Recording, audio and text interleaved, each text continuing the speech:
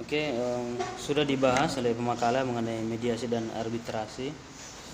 Kedua langkah yang ditempuh ini di luar daripada pengadilan. Yang biasanya pengadilan membutuhkan waktu yang cukup lama, berbulan-bulan, mungkin sampai tahunan. Dan dua alternatif ini bisa lebih pendek waktunya. Apalagi mediasi itu bisa lebih pendek, dari 5 hari sampai 40 hari kerja, atau 45 hari atau 50 hari itu ya, ketika ada tambahan-tambahan yang diperlukan dan biayanya yang sedikit gitu. Oke. Beda ketika masuk sengketa ke pengadilan, karena kita harus menyewa ahli hukum ya, penasihat hukum maupun yang lain-lainnya. Kita banyak menyewa, itu membuka uang pengadilan saja itu sudah cukup banyak gitu. Oke. Dan umumnya di Amerika atau di negara-negara maju, minimal yang bisa menjadi mediator minimal menempuh 3 jalur ya, atau bisa dengan jalur selesai sarjana komunikasi, seperti misalnya hari ini Anda selesai di fakultas dakwah ya, kemudian masuk ke komunikasi ya, itu nanti punya legitimasi. Kalau di negara-negara maju bisa begitu ya. Atau yang kedua, pernah mengikuti mata kuliah di psikologi, atau yang ketiga di hukum ya. Kenapa? Karena 3 jurusan ini ya, 3 jurusan itu pernah mendapat namanya mata kuliah manajemen konflik. Termasuk pada saat ini Anda di manajemen dakwah dan pernah mendapat mata kuliah manajemen konflik. Itu kalau di negara-negara maju itu yang punya legitimasi untuk menjadi seorang mediator ya. Oke. Nah, syarat yang lain minimal punya pengalaman atau pengetahuan terhadap kasus yang diperkarakan atau yang akan dimediasi. Seperti ada persoalan perkawinan maupun perceraian, minimal yang memediator itu paham undang-undang perkawinan perceraian gitu. Usahakan dia memediasi juga ya, itu punya trik record yang bagus ya. Oke. Kalau perlu yang sudah menikah juga ya, nanti membahas sesuatu pernikahan tapi nggak pernah menikah ya. Itu juga bisa menjadi dipertanyakan ya, kamu tahu apa gitu kan tentang persoalan rumah tangga gitu. Apalagi ketika mau menasihati pihak yang itu ya. Meskipun itu tidak menjadi persoalan, tapi bagi ilmu etik ya, etika itu ya perlu diperhatikan. Makanya disebut tadi punya pengalaman gitu. Oke. Nah, begitu juga dengan kasus-kasus lain, misalnya perebutan lahan ya, perebutan tanah, persoalan agraria. Itu minimal yang menjadi mediator yang punya pemahaman tentang agraria, undang-undang agraria. Begitu juga dengan persoalan-persoalan lain ya. Bisnis kah ya, atau di perusahaan-perusahaan akan dimediasi, maka perlu memahami. Jadi orang yang ditunjuk menjadi mediator harus betul-betul mendalami itu ya. Ketika ditunjuk itu bisa memahami secara segera. Kemudian mempunyai jiwa kepemimpinan itu perlu, karena akan memediasi orang, dia harus mampu menggerakkan orang gitu. Jadi salah satu syarat yang perlu diperhatikan dalam arbiter maupun menjadi mediator itu ya, punya jiwa kepemimpinan. Jangan selama kuliah misalnya cuma mengikut sama temannya, takut mengambil keputusan gitu. Itu juga masalah itu. Nggak boleh dijadikan pemimpin karena nggak terbiasa menentukan ide-ide gitu. Nggak berani. Ya mungkin ada idenya tapi cuma di kepala aja, yang nggak pernah dikomunikasikan, menulis juga enggak, berkata juga tidak, ya dipendam sendiri. Itu jadi permasalahan ya. Maka perlu ada teman untuk mengungkapkan apa yang dipikirkan gitu ya, minimal dibagi ke orang atau ke media gitu. Nah, jiwa kepemimpinan salah satu tujuannya itu bisa menemukan ide-ide, berani mengambil keputusan ya, punya cara tersendiri dalam menyelesaikan persoalan-persoalan. Itu ada kemampuan kepemimpinan di dalamnya itu. Nah, kemudian selanjutnya menguasai teknik berkomunikasi. Nah, itu penting sekali ya. banyak sekali buku-buku yang sudah diterbitkan mengenai teknik berkomunikasi, negosiasi.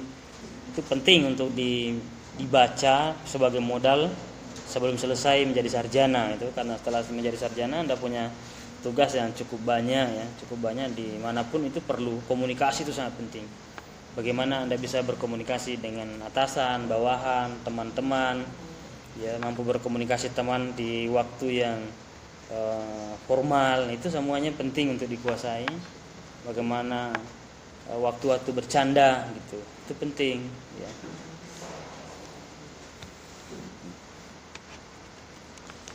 Oke.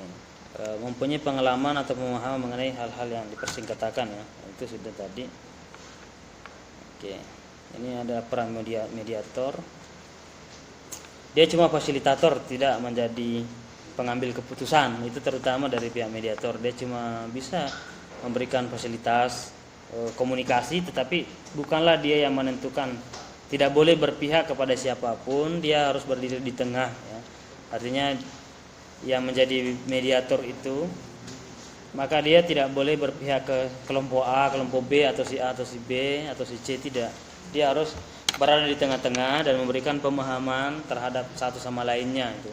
Dia memberikan edukasi ya, itu salah satu tugasnya seorang mediator. Dan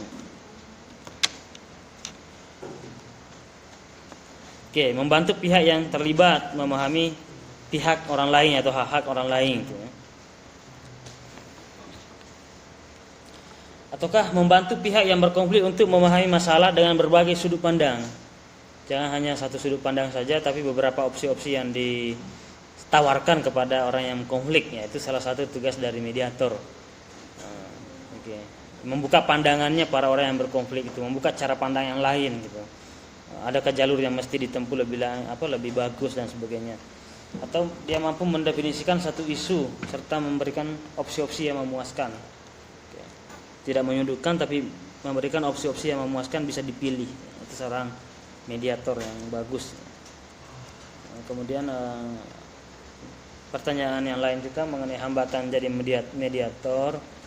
Ya, beberapa hambatan sebenarnya yang terjadi ketika menjadi mediator ya. Tidak semua yang berkonflik ingin duduk bersama dengan musuh, itu juga masalah ya. Kalau dipanggil sama mediator, ada salah satu orang, atau kalau itu orang per orang mungkin ada satunya nggak mau datang gitu. Udah muak ya melihat mukanya misalnya teman lawannya itu, atau ya kalau melihatnya itu kok benci sekali misalnya, atau gimana, atau takut misalnya ya, macam-macam, atau bosan melihatnya orang yang konflik. Bisa saja per orang atau kelompok, itu bisa terjadi. Kemudian itu salah satu tantangannya, jadi tantangan jadi mediator seperti itu. Kemudian yang kedua, mediasi hanya bisa terjadi ketika yang berkonflik sama kuat dan susah mengalahkan lawannya. Jadi kalau misalnya ada salah satu sengketa tanah dan masing-masing mengklaim, masing-masing punya surat-surat misalnya. Masing-masing punya surat-surat tanah itu, akhirnya semua orang pada bingung kenapa ada 2 surat.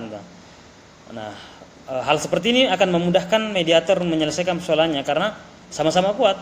Tapi yang jadi persoalan ketika satunya memiliki sertifikat, satunya tidak. Tapi dia punya kekuatan untuk melakukan perlawanan dengan macam alasan. Nah, di situ mungkin yang punya sertifikat itu merasa lebih tinggi posisinya atau lebih menang karena dia lah pemegang sertifikat. Atau dulu karena belum ada sertifikat, ada semacam wasiat, ya, wasiat tertulis dari orang tua. Misalnya mungkin ada biasa terjadi ya konflik sama satu keluarga, bisa saja bersama saudara-saudara itu ada konflik. Perkembangan hari ini mencoba mengikis ya kekeluargaan itu dengan sifat pragmatis dan individualis itu bisa mengalahkan persaudaraan. Nah, jadi pernah ada kasus misalnya dia sudah diwariskan oleh orang tuanya tanah dan sudah dibagi-bagikan oleh orang tuanya sebelum meninggal.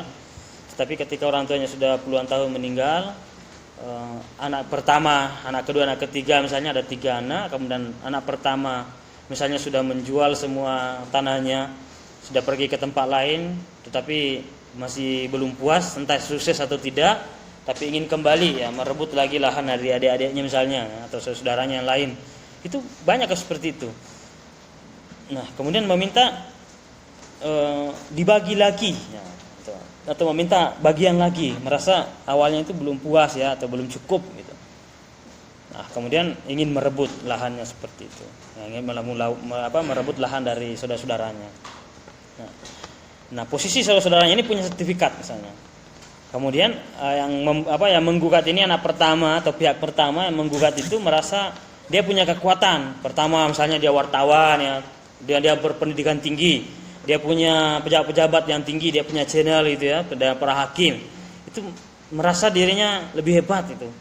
Ingin merampas hak orang lain misalnya, entah itu saudara atau bukan, tapi karena merasa punya backup yang lebih kuat, itu bisa menzalimi orang. Itu bisa terjadi. Nah, pada posisi yang diperselisihkan itu, pihak kedua atau yang ketiga itu punya sertifikat. Itu mungkin merasa lebih tinggi posisinya. Nah, pernah ada kasus begitu. Kemudian yang menggugat itu tidak punya sertifikat, maka dipanggil ke kepala desa untuk menyelesaikan persoalan. Karena kepala desa ini dianggap penengah dan bisa menyelesaikan persoalan. Dia bertindak sebagai mediasi waktu itu. Tapi tidak ada kesepakatannya karena diharapkan ada pembagian secara merata, pembagian ulang ya. Sementara pihak yang punya sertifikat itu tidak terima terhadap solusi itu. Akhirnya karena tidak ketemu, udah sekian bulan lamanya tidak bisa ketemu, maka salah satunya tidak bisa lagi diselesaikan oleh mediator. Karena yang satunya tidak mau menyelesaikan karena merasa lebih kuat. Nah, itu salah satu tantangannya dari mediator. Ya, yang punya sertifikat itu merasa lebih kuat sehingga menunggu lawan yang menggugat itu dia yang memulai masuk ke pengadilan. Nah, yang mau masuk ke pengadilan itu pasti mikir-mikir karena otomatis banyak uang yang harus dikeluarkan. Membuka persidangan itu saja itu sudah banyak ya, apalagi menggunakan para ahli. Oke. Dan hakim dan sebagainya itu harus dibayar. Ya. Kalau tidak sebanding dengan yang diperebutkan dengan apa yang dikeluarkan, biasanya tidak jadi ya. Tidak jadi masuk ke persidangan.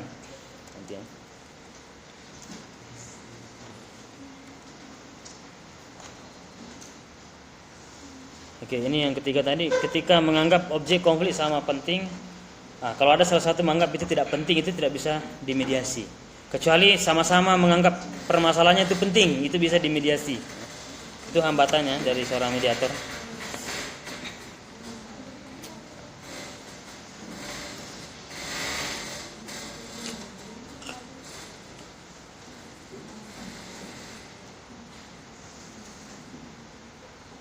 Oke, ini sudah ya syarat mediatornya sudah, peran mediator.